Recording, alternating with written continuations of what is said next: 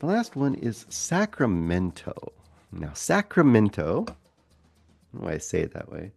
I'm looking right here now. What is my final grade on Sacramento? Let's see. I have to decide on the fly here. I haven't ever, usually I write down like my kind of my tentative grade as I'm watching a movie, and then I kind of adjust it as I sit with it a little bit.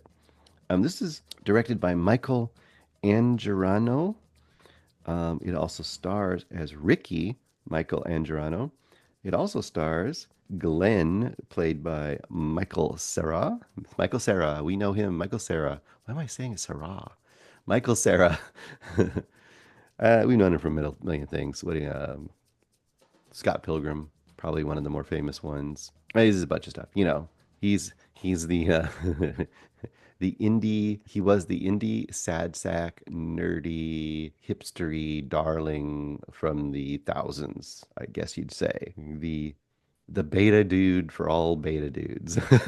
You also have Maya Erskine playing Tally, and you've got Kristen Stewart in a role here. Doesn't play it, doesn't a lot in this movie, but she's there, and she plays Rosie. Kristen Stewart, Rosie, is the wife to Michael Cera, and she is about to have a baby, so they are, getting ready to have that baby. All right, so what is the basic setup of this movie? So the basic setup is that you got Rickey. Maybe he's the guy who, well, played by Michael Angarano. He's like I said, the star and the writer of this. He's the kind of guy who's in a grief counseling group and gets kicked out because people are so sick of him. Right out of the gate, you get the idea that like this is a guy that will annoy everybody around him at some point. He always has something going on and he needs to be the center of attention, I guess. He's like the friend that always shows up at the party and everyone's like, oh man, great, Ricky's here.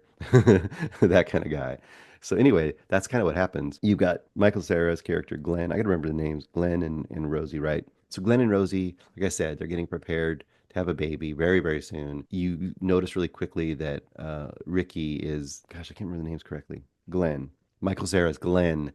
You notice really quickly that Glenn has some real anxiety issues, like to the point that he might have anxiety attacks trying to put together a crib, and he might shake it to pieces and actually break it because maybe his anger and anxiety don't have a very healthy outpouring.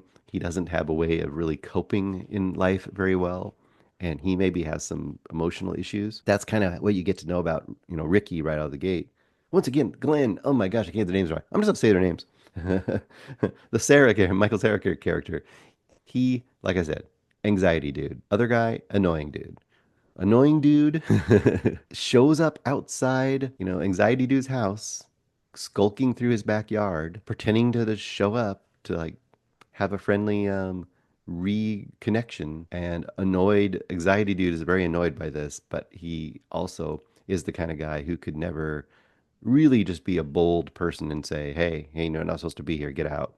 Nope, he has to let him in, and they have to have this awkward conversation, and they have to somehow, randomly, end up on a road trip to Sacramento. They live in LA originally, they're on the way to Sacramento. That's going to be the movie, right? You're going to have two annoying people stuck in a car on their way to Sacramento. The annoying dude, Rickey, not Michael Cera, but Rickey, the annoying dude Rickey is going to find excuses to basically, essentially, abduct his friend and force him on this road trip to Sacramento. To me, that setup could work if I liked watching either of the characters. Now, I don't have to like the characters because both of these characters are not very likable in a lot of ways, I think. But I also didn't like watching them because I think it's supposed to be funny. Like it's supposed to be like oddball couple on the road. It's going to be great. Like Midnight Run, that worked, right? Because we had two characters together stuck in a car that hated each other, but yet that, created the comedy and created the drama. And in this case, boy, oh boy, was the comedy not working for me. And I was just stuck in a car with two characters I did not like at all. And they get to the destination with probably about 30 minutes to go, maybe 40 minutes to go. And then you find the real reason that Rickey wanted to drag Anxiety Boy along, and that it wasn't just to see Sacramento, but there's some other reason they're going there, that he really needs to be there. And when you find that out, I didn't care about that either. Once again, it's a comedy. comedies don't have to be realistic. I get that. In fact, they're not realistic. I just talked about one with the psychotherapy. That's very unrealistic. That's not going to happen in anybody's life probably. But if you kind of are intrigued by the situation and the characters, you'll go with the unrealism of it because it's not a realistic story. It's a comedy, it's a satire, it's a thriller, whatever it is. And this one, it was like I hated the characters so much. And I hated how they thought they were being so clever with the comedy, and it just wasn't.